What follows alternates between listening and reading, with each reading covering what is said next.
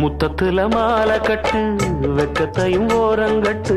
மொத்தமா கேட்கணுமா அள்ளி அள்ளி அணைச்சுக்கிட்டு நினைச்சா சுகமா நெதமும் இதமா தனியா வரவா தரவா பதமா